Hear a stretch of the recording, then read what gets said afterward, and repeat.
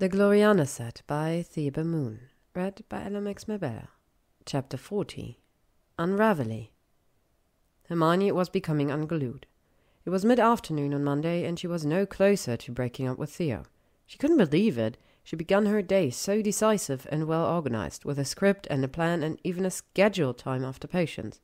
Then Slughorn, who had officially morphed from irritating dodgy codger to eighth-year personal and educational nemesis, ruined everything with his last-minute partner switch and yet another daft potion. She couldn't break up with the wizard who'd just shed a pink bow slapped on him by his rival, a rival who had decided to take his own bad boy Slytherin asshole quality to a degree that Hermione considered excessive and taunt her soon-to-be ex-boyfriend mercilessly about choking during sex. She just couldn't do it. So it was all Malfoy's fault, as usual. Slughorn's and Lavender's too, but Malfoy's most of all, Hermione concluded as she headed to the entrance hall. Honestly, Hogwarts should develop a correspondence program to keep annoying blonde wizards at home instead of forcing them to return to school and distract everybody.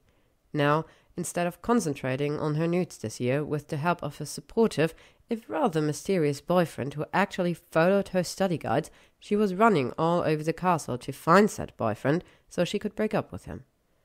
She was not just encouraging bad behavior, she was rewarding it. This was not how 8th year was supposed to go. She had come to Hogwarts determined to shed her prim bookworm persona, and now she yearned for the days when everyone considered her a swattish harpy.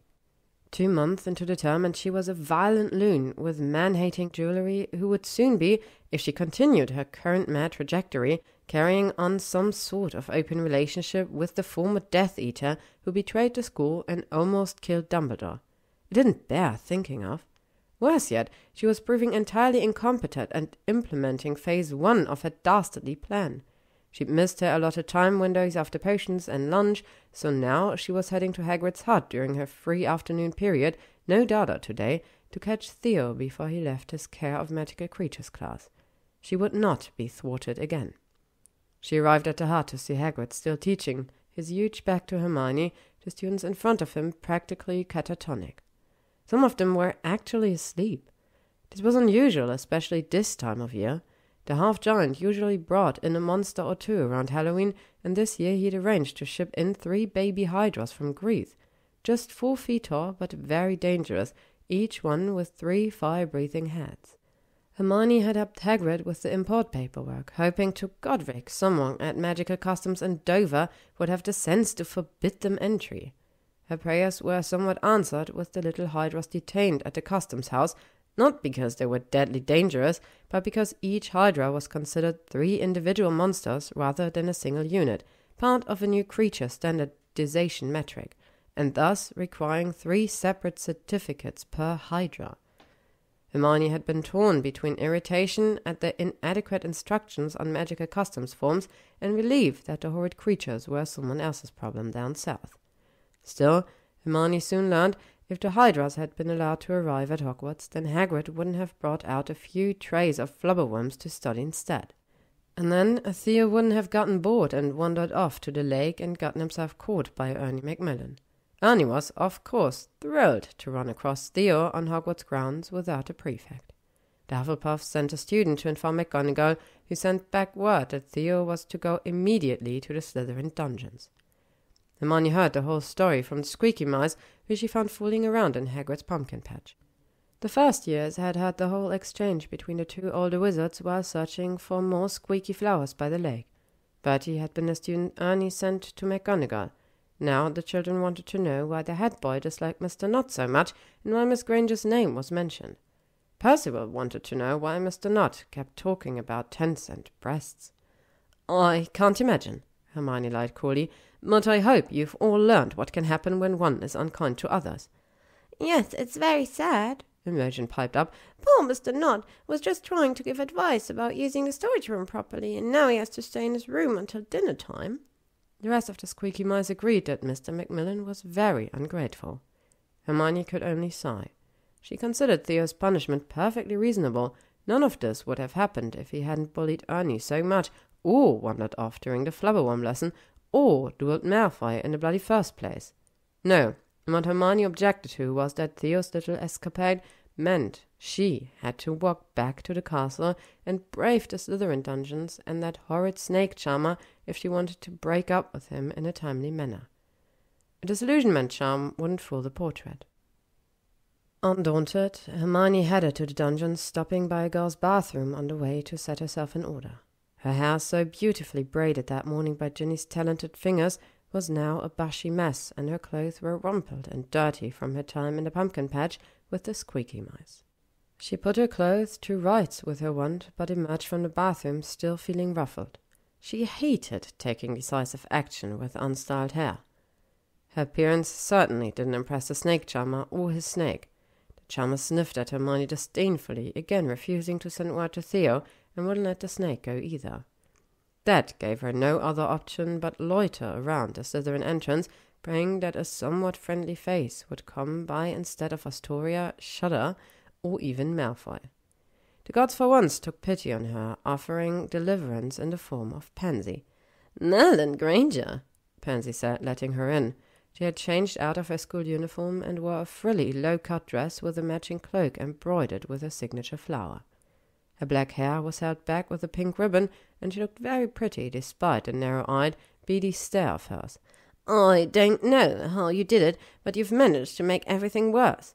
Draco's getting cranky, Astoria is wearing a chandelier around her neck, and Theo won't come out of his room." "I know," Hermione said. Pansy crossed her arms. "And Looney Lovegood is telling everyone you're into choking. I'm reluctantly impressed. Does Draco know?" Hermione covered her face with her hands. "I really hate this school." "No, you happen to know Longbottom's stance on the subject?" Hermione lowered her hands and glared at Pansy.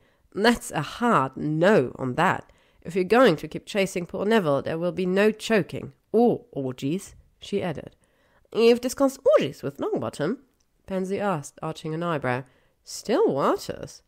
"Where is Theo?" Hermione ground out, fists clenched. Pansy shook her hand. "Aren't they seeing you? I'll never know. Just go on down." She waved a manicured hand at a flight of stairs leading further into the dungeons. "Boys' dormitories are on the left. Theo's is the first door on the right."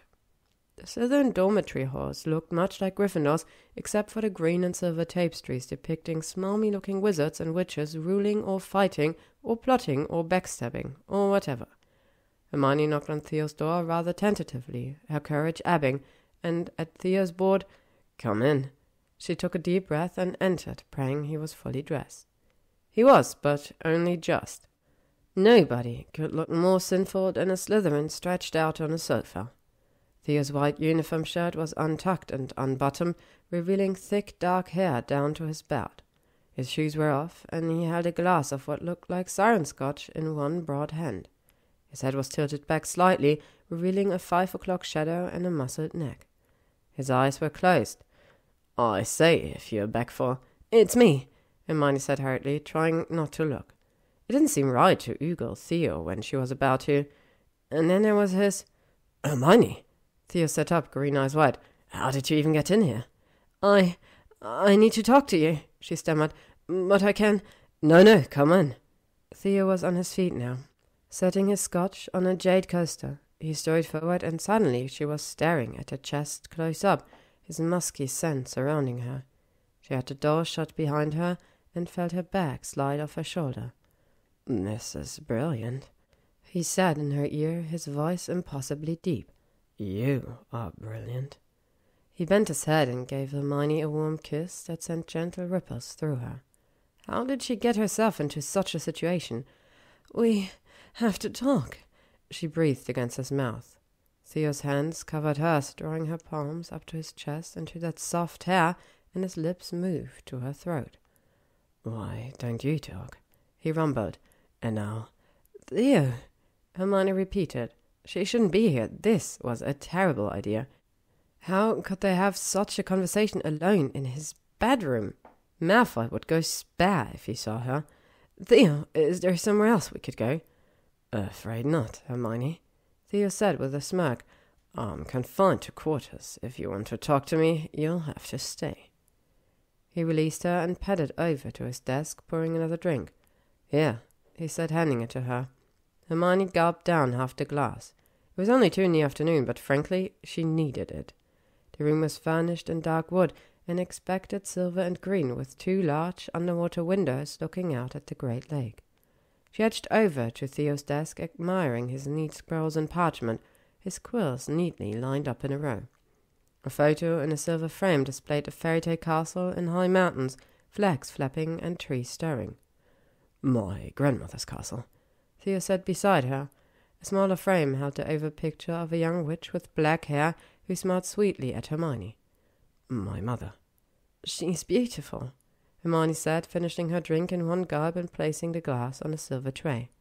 She looked down at the desk again, mostly to keep her eyes off Theo, and noticed a third framed picture. It was the photo of herself and Theo at the Spangled Veil. Without thinking, Hermione picked up the photo and stared down at it. The damnable Gloriana hairpin sparkled like a constellation against her smooth, dark hair. She glanced at Theo, who had backed away slightly, a faint flush to his cheeks. Then she flushed as well. He kept this on his desk? She looked down again, and their profiles endlessly kissing, diamonds sparkling. No wonder Narcissa went spare. Theo cleared his throat. "It's a very nice picture," he said a bit weakly. Hermione smiled as she set the photo down again. "Yes, it is." "I haven't seen you wear them since," Theo went on, apparently eager to change the subject. "Those diamonds." Her face warmed further. "No," she said, trying to sound light. "I don't wear them." Theo's eyes took on a Harry-like sharpness, and it took all of Hermione's fortitude to raise her chin and meet him. "Hermione," he asked, "who gave you those diamonds for your birthday?" She clasped her hands to keep from wringing them. "Malfoy did," she admitted. Theo stared at her, his mouth set in a hard line. "I'm very sorry, Theo," she went on. "It was wrong for me to wear them that night." Theo looked at her intently, obviously choosing his next words with care. When he did speak, his voice had that dangerous, deceptively soft tone that most Slytherins apparently learned in their cradle. "Do you have any idea how insulting that is, to wear another man's jewelry on a date?" he asked. "Your friends at the restaurants clearly believed those diamonds came from me." Hermione sighed. "I know, it was thoughtless and stupid, but I didn't mean to insult you." Gods, what a dumb move that was. Maybe she should make a t-shirt. "I'm sorry I wore the damn diamonds. My hair that day was just such a disaster." Theo didn't smile, just splashed more siren scotch into his glass. He didn't offer her any. "That was no simple gift," he said. "I know goblin make jewelry when I see it." Theo eyed her up and down, and his lip curled. "Obviously your relations with Draco have gone further than I had supposed." "Yes, but not in the way you mean," Hermione said, glaring slightly. "I haven't shagged him, if that's what you're implying." Theo eyed her over his glass as he leaned against the wardrobe. "It's quite a nice little setup you have going on here, Hermione," he said, "and I've had just about enough of it. The question is, who are you trying to make jealous, myself or Draco?" "Don't be ridiculous," Hermione snapped. She took a deep breath and tried to calm herself. Theo had been putting up with Malfoy's shit for weeks, and he did not deserve to be snapped at. "I'm sorry it looks that way, Theo, but I haven't been trying to use anybody. I've just been confused." The last word was delivered in a meek, wavery tone that sounded strange to her ears. Theo was unmoved. "It's Draco, then. I never thought Hermione Granger would fall for his lines. You don't think I've noted his predatory looks, you little blushers? Am I your counter-strike to Astoria?" No, of course not," Hermione said. This whole conversation was skidding out of control. She hadn't been able to use one word of her script. She took a deep breath and tried to remember the lines. "I sincerely like you, Theo," she began. "You are charming and polite and wonderful, but I—" Yes, I am plainly a paragon," Theo said, walking back to the sofa. He dropped onto the cushions and looked up at her coldly. "But that perhaps pales compared to Draco's caustic comments and complete disrespect for you, not to mention years of horrible insults and bullying."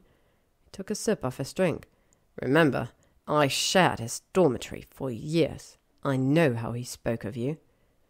Hermione put Theo's desk chair over to the sofa and sat in it, facing him. "He's changed," she said earnestly, hands clasped on her knees, legs clamped together. "I truly believe that." "Nobody changes that much," he growled. "You weren't here," she said. "You don't know what we've been through." And there it was, she realized. It was out. Theo hadn't been in the war. He didn't know. What would Theo have done had he stayed? A little voice asked. She knew the likely answer.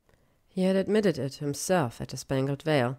He would have followed his father, a man as evil and corrupt as Bellatrix or Lucius Malfoy, if those snatchers had dumped her and Harry and Ron on the floor in front of Theo at Nod Estate. What would he have done? She remembered the basilisk stare of the elder Nod's eyes, could imagine his broad, hairy hand on the back of Theo's neck, forcing him to look. "Is it done?" For an instant, the late afternoon sun filtering through the lake and smell of siren scotch receded, and she was back in the drawing-room at Malfoy Manor, hearing Draco's soft voice, so uncertain, although she'd seen the flash of recognition. I don't know. Maybe," he'd said. Not exactly heroic, but it had been enough. "Hermione." She blinked, and she was back with Theo once more. "Hermione, are you all right?" Theo was sitting up, looking at her with concern. She took a deep breath and tried to steady herself on the chair. "Draco's changed," she repeated. "You don't know all of it." Theo shrugged, indifferent. "Perhaps." He threw back his drink and set down the glass. "Perhaps. But it's more likely he thinks he can repair his reputation." The wizard grimaced. "He can be more wrong." At first, Hermione was too rattled to listen to his words, but then pieces began to fit together in her mind. She looked back at the prophet picture on the desk. It really was a perfect photo, so well framed. Hermione looked at Theo thoughtfully, and he looked back with the same measuring eye. The only sound in the room was the faint tick of a clock on the mantel and the soft plink of melting ice in a scotch glass. The door suddenly opened, startling them both and ending the staring contest. "Theodore," crooned a familiar, hateful voice. "Would you?" Astoria halted in the doorway. "How did she get in here?" Theo frowned. "Hermione has every right to be here," he said.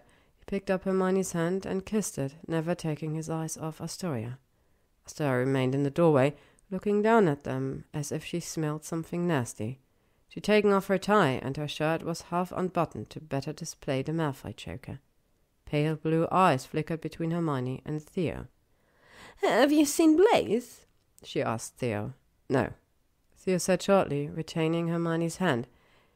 "Probably off with that weasel slut," Astoria sneered. "Blood traitors, mudbloods.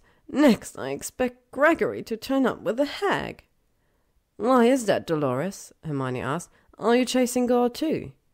Theo snickered and slipped an arm around Hermione, drawing her onto the sofa beside him. "Take your ill humor somewhere else, Astoria. Hermione and I have plans." Astoria's eyes were tight with rage, and Hermione slipped a hand into her robe pocket. She could feel Theo's mouth against her ear and hoped he didn't plan to take this too far. She was getting the same crawly, not quite right feeling she had when Ron touched her. Actually, a bit darker. Hermione couldn't help stiffening slightly, and Theo's arm tightened. "Yes, anything is better than watching this. Affront to nature," Astoria snapped. The slam of the door made Hermione jump, and she used the movement to pull away from Theo.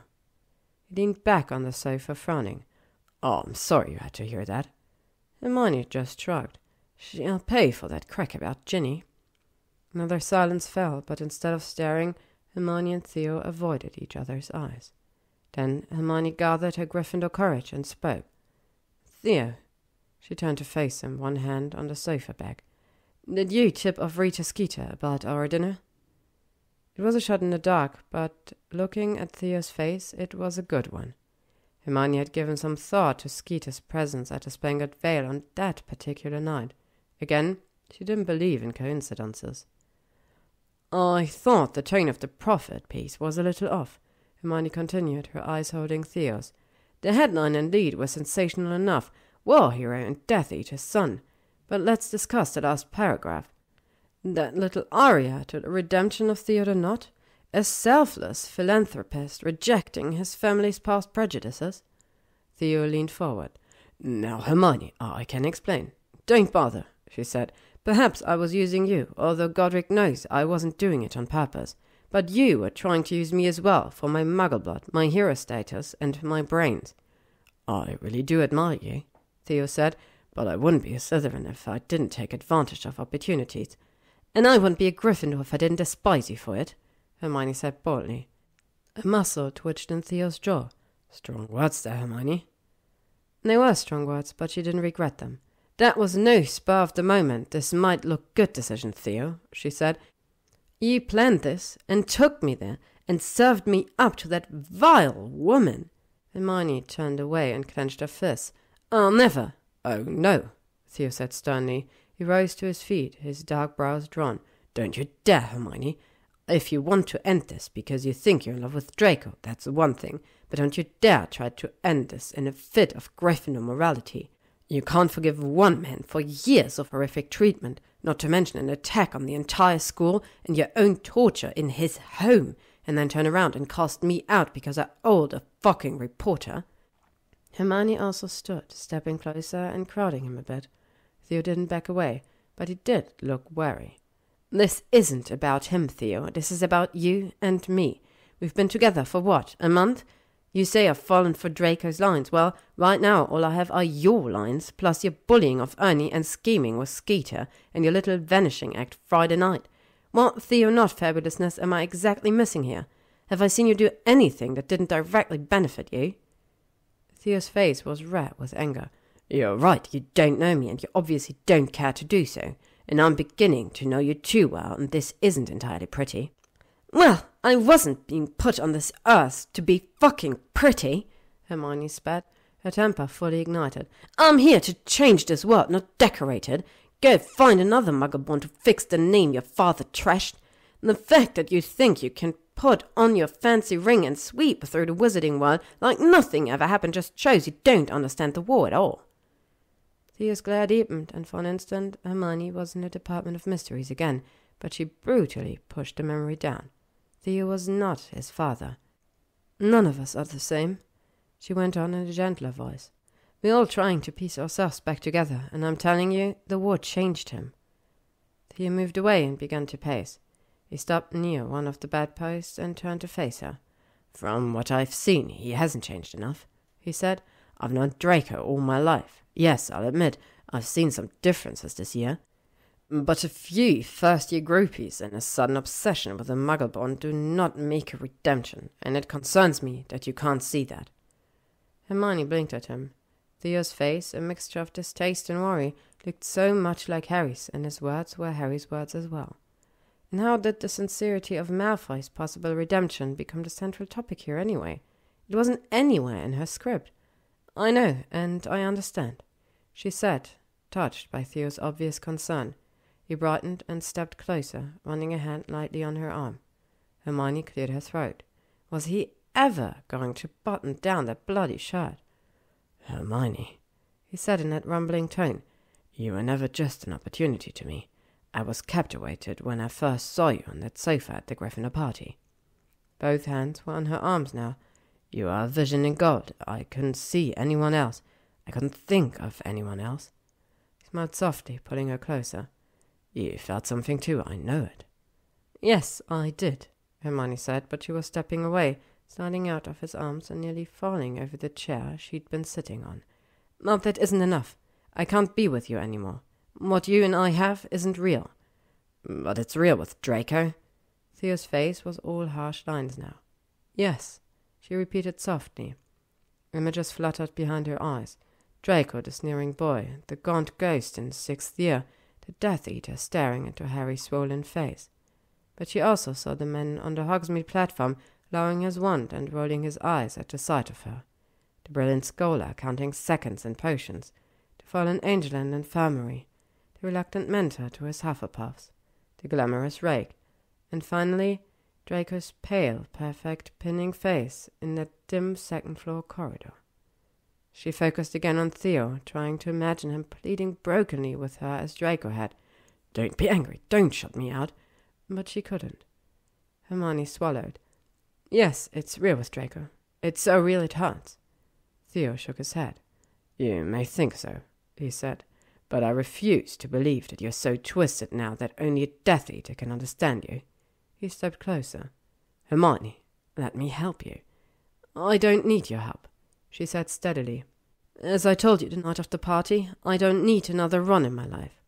You just might, Theo said, because where you see love, I still see obsession, and Draco's obsession with you is dangerous, possessive. Weasley's frankly an idiot, but his instincts were spot on. His eyes met hers. I've made mistakes, but Draco has done worse. He will do worse. You're wrong, Hermione said stubbornly. I can't tell you everything. It's not my story to tell, but he's taken risks. He's earned my trust. He's proven to me that his future will be very different from his past. Draco has changed. You keep telling it to yourself, Hermione, Theo said, returning to that soft, cold Slytherin voice. But Draco will break your heart. Hermione backed away, picking up her bag and moving towards the door. She put her hand on the doorknob and turned to face Theo, looking into those green eyes that still gave nothing away. Maybe he will, Hermione said, but I have my own instincts, and here's what they tell me. You would break my heart too. Her voice cracked slightly. I'm sorry, Theo. She turned the knob and left the room. To be continued. Next up, Hermione gets tangled in red tape. Thank you for listening to this chapter of the Gloriana set by ThebeMoon. If you would like to stay up to date on upcoming chapters and stories, you can follow me on Spotify, YouTube, or AO3.